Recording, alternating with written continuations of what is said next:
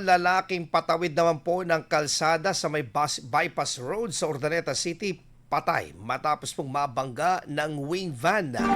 Nagbabalik po para po sa police report na yan si Idol Denise Brillante.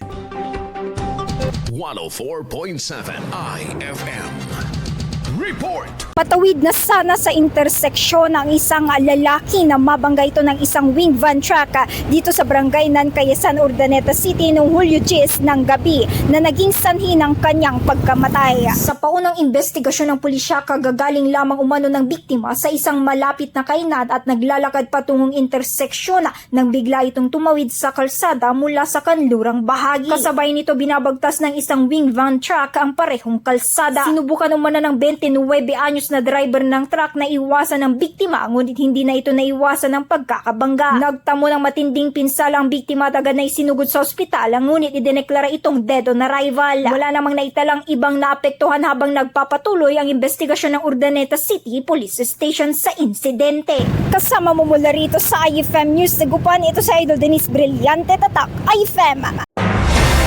IFM News. IFM News. IFM.